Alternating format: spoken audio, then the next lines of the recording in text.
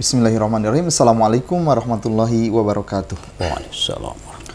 Alhamdulillahirabbil alamin. Allahumma sholli ala sayidina Muhammadin wa ala alihi wa sahbihi ajmain. Alhamdulillah, bersyukur kepada Allah Subhanahu wa taala di kesempatan yang berbahagia ini kembali kami menyapa di Majelis Yas'alunaka Islam Solusi Kehidupan bersama Sehuna Surahman Hidayat. Kami ucapkan banyak-banyak terima kasih kepada para pemirsa yang telah menyampaikan pertanyaannya. Mudah-mudahan menjadi asbab ilmu kita bersama dan menambah wawasan keislaman kita. Ya. Bagi Bapak Ibu yang ingin menyampaikan pertanyaan, silahkan disampaikan ke nomor 0812 9896 7796. Ya. Baik Bapak Ibu yang berbahagia, Majelis Yas'alunaka Islam Solusi Kehidupan. Pertanyaan yang pertama datang dari Mbak Caca asal Jakarta yang menanyakan, jika seorang ayah wafat, bagaimana cara membagi harta warisannya? Apakah langsung dibagi sesuai hukum waris dalam Islam, ataukah dibagi dua dulu dengan ibunya karena yang senantiasa membersamai dalam suka dan duka selama ini? Seperti itu. Bismillahirrahmanirrahim. Assalamualaikum warahmatullahi wabarakatuh. Waalaikumsalam. Allahumma salli ala sayyidina Muhammadin wa ala alihi wa sahbihi ajma'in.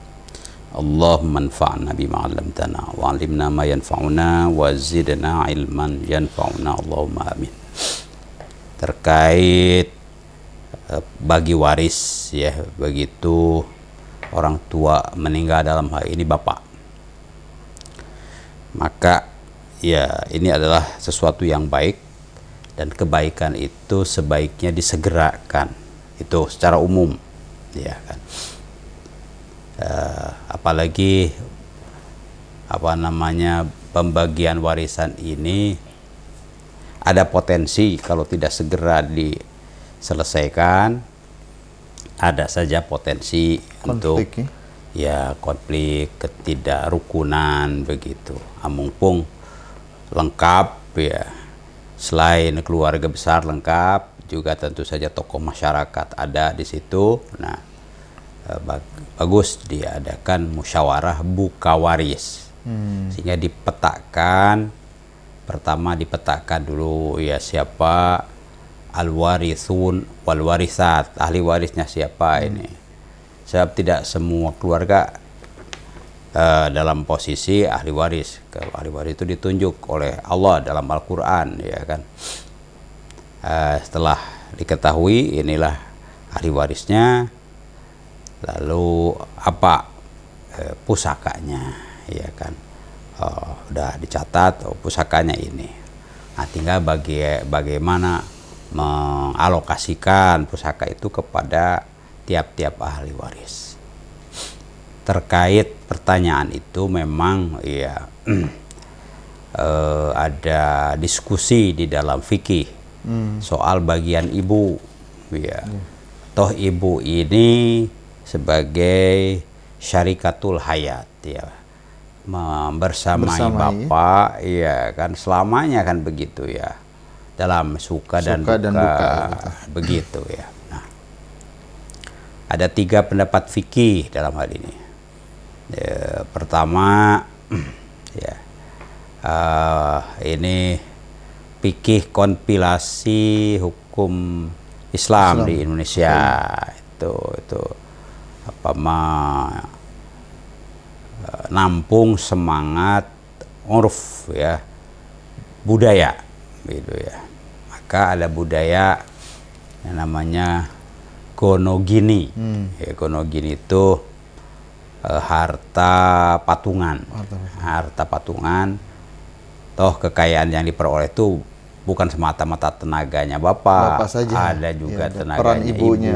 Nah, maka ya itu jadi gonogini. Kalau begitu udah dibagi dulu ibu, ya kan. Nah, di kompilasi itu jelas ibu berdasarkan waris itu adalah haknya karena ada anak 1/8, ya kan. Itu. Tapi gonogininya bagaimana ini, kan. Nah, ada pendapat ini, ya, berapa ini warisannya sekian, ya kan, kecuali kalau warisan yang jelas-jelas ini modalnya dari bapak itu tidak. Tapi kalau ini patungan lah begitu, nah itu dibagi dua gitu kan. Makanya penting menentukan ini aset ya warisan yang patungan itu ya. Itu baru 1/8 ibu akan ya banyak jadinya kan pendapatan ibu itu, perolehan ibu itu.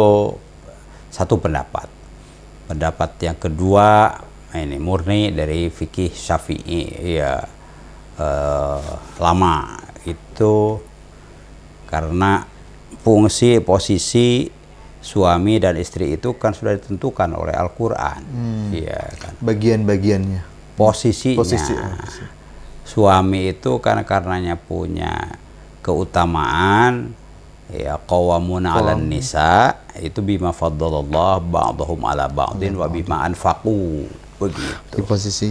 Jadi kewajiban infak tentu saja usaha itu ini, lalu yang ujung-ujungnya mencukupkan ya kebutuhan keluarga ya keseharian maupun secara insidentil itu tanggung jawab bapak gitu ya, pada tenaga bapak.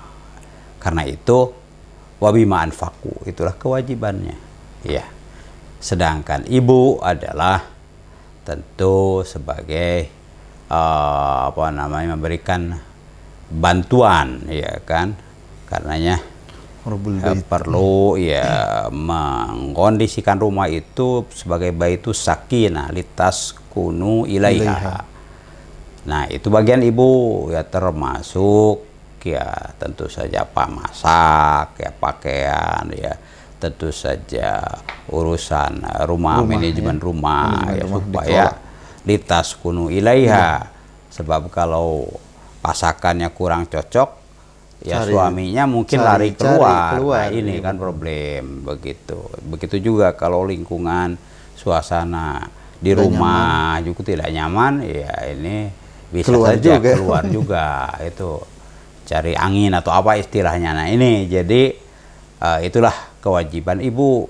Nah karena begitu maka ya hak ibu hanya 1/8 saja, begitu ya kan, 1/8 saja ya. Tenaga dan lain-lain pasti pahalanya pasti ya kan, al jannah tahta aqdamil ummahat itu pasti ya kan. Tapi dalam bab waris ya, sebab warisan itu lebih punya visi ya, innaka antada'a warasataka aghnia ya, meninggalkan ahli waris itu berkecukupan itu lebih baik daripada mereka ditinggalkan dalam keadaan kesulitan. Begitu sabda Nabi SAW. Jadi lebih kepada, kalau warosa berarti mayoritasnya anak-anak ya kan. Toh ibu tidak lama juga, iya kan, tidak lama juga. Dikasih banyak-banyak. Nah begitu, untuk keperluan ya selama hidup ibu ya tentu anak itu kewajibannya. Sebab kamu dan hartamu itu adalah milik orang tuamu, begitu dalam hadis ya kan. Jadi itu tanggung jawab anak. Nah, yang 1/8 ibu itu istilahnya muklis murni ya, untuk keperluan ibu saja mungkin. Cukup, ya. Perlu jajan, perlu apa, perlu silahkan, itu cukup, sangat cukup ya. Begitu. Itu mendapat fikih kedua, dan ini juga logis ya kan. Jadi lebih memetakan pertama kewajiban masing-masing suami dan istri ya kan, tupoksinya, lalu ya kemudian ya anak juga karena ini. Nah yang ketiga ini pendapat Lajnah Fatwa Al Azhar Kairo ya, lihatlah kalau hasil aset ini ada kontribusi real dari istri. Misalnya ada modal ya, mungkin perhiasannya dijual lalu masuk menjadi apa, memperbesar modal. Itu dihitung, itu real, kontribusi real ya. Atau ya bekerja dia sebagai sekretaris atau apa begitu kan, dan itu tentu ada Ada hitungannya. Hitungannya, ya kesejahteraannya, gajinya, sebagaimana juga karyawan, karyawati yang lain. Nah, jadi kalau ada kontribusi real seperti itu, baik harta maupun tenaga, nah itu dihitung dulu. Selesai, iya, dengan kesepakatan, ya ahli waris, oh iya, ini ibu itu begini-begini, ya haknya sekian, lalu plus 1/8. Nah, saya memandang ini yang lebih apa namanya, moderat, ya kan.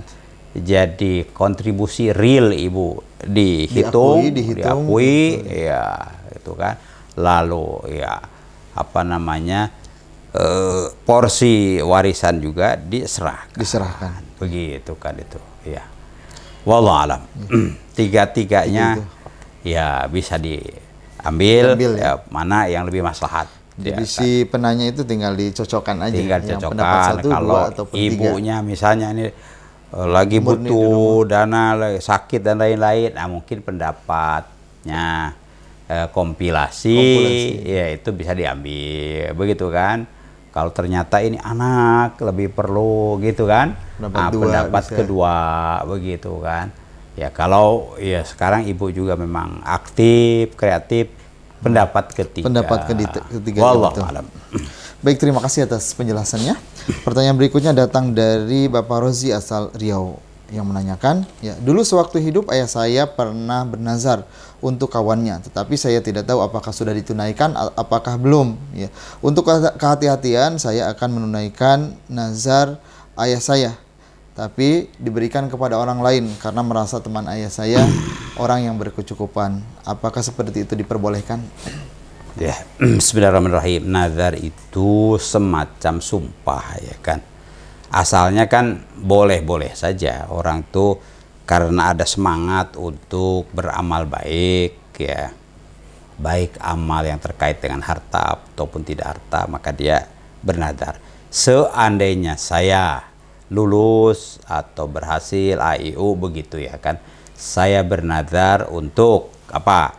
Maka nazar itu harus jelas apa, untuk apa. Nah ini kurang jelas, untuk apa, ya kan, termasuk ke siapanya itu kan, dan kapan ditunaikannya. Maka kalau tiba tahun baru Islam misalnya atau apa, saya bernazar untuk ini, gitu kan, jadi harus jelas ya apa dan ke siapa dan kapan. Nah itu ya, supaya nanti tidak menjadi masalah. Nah, ini karena kekurang jelasan menjadi ya ini hanya nazar aja gitu ke ya teman gitu, enggak. Ya itu nazar ke teman itu maksudnya apa gitu. Dalam rangka apa juga. Itu saya nazar mau ngasih duit ke ente, begitu kan jelas tuh. Kenapa? Karena ente banyak membantu misalnya, itu kan nazar, ya kan. Kapan nanti kalau ada rezeki agak longgar, kan jelas tuh. Nah, ini sekali lagi kembali pada ya wawasan tentang nazar itu. Nah, ini terlanjur kurang jelas, maka ini bagaimana nih pertanyaannya tadi? Apakah pertanyaannya kan udah bernazar kepada temannya, tapi temannya merasa punya uang ataupun orang yang berkecukupan, dia tunaikan kepada orang lain yang membutuhkan. Iya, saya menangkap berarti ini nazar itu sifatnya membantu, begitu kan, membantu keuangan, begitu ya. Ya, tapi orang yang ya rencananya tadinya mau dibantu, tapi kalau ditalafuzkan sudah ke dia, harus ke dia. Harus ke dia berarti. Gitu. Walaupun dia orang kaya berkecukupan gitu. Tapi kalau umum ya saya mau bernazar misalnya mengeluarkan sekian persen dari apa penghasilan saya. Umum begitu.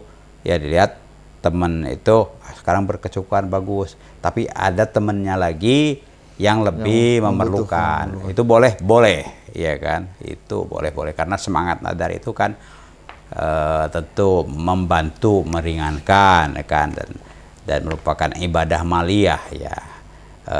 Beribadah berupa harta, tentu maksudnya untuk meringankan atau membantu. Wallahu a'lam. Baik, terima kasih atas penjelasannya. Pertanyaan berikutnya datang dari Bapak Pandu asal Jakarta yang menanyakan, kalau kita wakaf Al-Quran kepada penyalur tapi yang menyalurkan tidak amanah, apakah kita mendapatkan pahala dari wakaf tersebut? Ya, bismillahirrahmanirrahim. Ini berapa banyak? Misalnya 100 ya, 100 mushaf begitu. Ini saya wakaf ini. Al-waqfu itu kan kalau tidak disebutkan tuh lillah. Al-waqfu lillah. Ya, berarti Al-Qur'an ini jelas untuk ya dimanfaatkan untuk agama Allah ya kan. Apakah ditempatkan di masjid ya kan, supaya jamaah masjid memanfaatkannya setiap waktu kan, atau ya ditujukan kepada lembaga pendidikan Al-Quran, tahfiz atau apa kan begitu ya. Yang pasti kan ini untuk dibaca kalau Al-Quran ya. Kalau Al-Quran terjemahnya ya dibaca dan dipelajari kan. Nah ini titiplah ke kamu nih. Saya ada 100 mushaf atau 10 mushaf wakaf nih. Nah, rupanya yang diberi manfaat apa namanya amanat ini kurang jujur begitu ya. Lah dia pakai ya. Kalau dia termasuk yang berhak memanfaatkan itu boleh ya kan. Ya dia sendiri misalnya perlu dengan mushaf itu, dia ambil membaca, untuk dirinya mungkin untuk juga keluarganya itu boleh ya.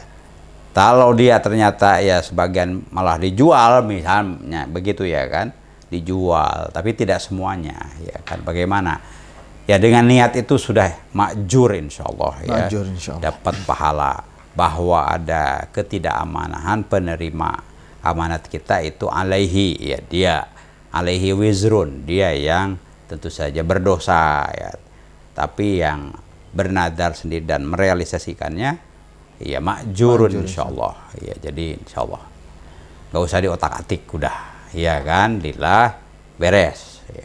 Wallahu a'lam. Baik, terima kasih atas penjelasannya. Pertanyaan berikutnya datang dari Ibu Hani asal Jakarta yang menanyakan ya, calon suami anak saya berkebangsaan Amerika hendak menikah secara Islami dan ia bermaksud untuk masuk Islam. Apa yang harus diprioritaskan? Apakah membaca syahadat atau mempelajari Islam terlebih dahulu? Ya, bismillahirrahmanirrahim. Bagus, alhamdulillah, selamat ya. Tapi tentu saja nikah itu kan pintu gerbang untuk membangun rumah tangga Islami, bahkan rumah tangga dawi. Kalau Islami dawi kan paham dan mengamalkan agama. Nah ini supaya paham dan mengamalkan, wawasan keislamannya harus bagus ya kan. Tidak cukup dengan bersyahadat lalu orang itu wawasannya tidak. Makanya ulama khususnya fikih Hanafi itu mensyaratkan orang jangan dulu disuruh baca syahadat sebelum dia paham. Nah, terutama paham hal-hal yang prinsip dan pokok. Nah itu kan ada tentu saja yang pokok dan prinsip ini termasuk ya makna syahadatain itu apa, tuntutan bersyahadat itu apa. Nah itu mungkin kalau dijelaskan ya satu jam perlu tuh kan dijelaskan ya, kuliah singkat lah kepada calon mantu begitu pak. Jadi asyhadu alla ilaha illallah ini maknanya ini, wa asyhadu anna muhammadar rasulullah maknanya ini, posisi syahadat di dalam Islam itu apa, kenapa ya kan, begitu, sehingga ada konsekuensi juga yang iya begitu. Itu dijelaskan kalau tidak ada paksaan untuk membacakannya, itu justru itu adalah kemuliaan ya, sebab begitu dibacakan 2 kalimat syahadat gugur seluruh dosa-dosanya kan. Luar biasa itu. Iya, al-Islam ya jubu ma qablahu. Islam itu kan menutupi ya kesalahan-kesalahan yang sebelumnya. Wah, itu masya Allah itu kan. Kalau di agama yang lain kan tidak begitu, malah ada tentu saja hitung-hitungan dosa kecil sekian, dosa menengah sekian, dosa besar sekian. Dalam Islam itu dengan membacakan 2 kalimat syahadat semuanya rontok. Wah, masya Allah ya kan. Jadi yang terpenting yang pertama adalah memberikan penjelasan singkat saja tapi padat, hal-hal yang pokok, yang prinsip, sehingga kenapa setelah masuk Islam itu disunatkan mandi ya kan, ya lalu langsung ya sholat sunat masuk Islam, ya kan, supaya nanti oh begini sholat tuh pas nanti adzan zuhur kan sudah terbiasa tuh, oh begitu. Nah, jadi itu yang perlu dijelaskan. Setelah dia qanaah siap begitu kan, oh, mungkin ada risiko sebagaimana riwayat-riwayat para mu'allaf atau para muhtadin yang dari nonis tadinya, ya kan, ada risiko diusir lah, di itu, di ini. Nah, bagaimana ini kan, begitu kan, oh siap pokoknya, ya kan. Di dalam hukum bisnis juga kalau akan ada keuntungannya besar, risikonya juga besar kan. Nah, keuntungannya itu kan dihapuskan seluruh dosanya itu, lalu tentu saja mendapatkan pahala, ya, kemudahan. Nah, ini keuntungan. Nah, wajar dong ada risiko yang harus dihadapi. Nah, jelaskan. Siap misalnya. Ya sudah. Kalau sudah qanaah baru, ya kan, ikrar, dituntun, ya, ikrar syahadatain. Begitu. Sehingga tidak mu'alaf terus orang itu. Ini si fulan ini mu'alaf. Wah, udah sekian tahun mu'alaf itu salah. Itu mu'alaf itu adalah yang baru masuk Islam dan ya keimannya masih rapuh, perlu ditaklif, dibujuk begitu. Ini nggak perlu dibujuk lagi, udah mantep, udah bisa jalan sendiri, iya kan. Nah, begitu. Wallahu a'lam. Baik, terima kasih atas penjelasannya.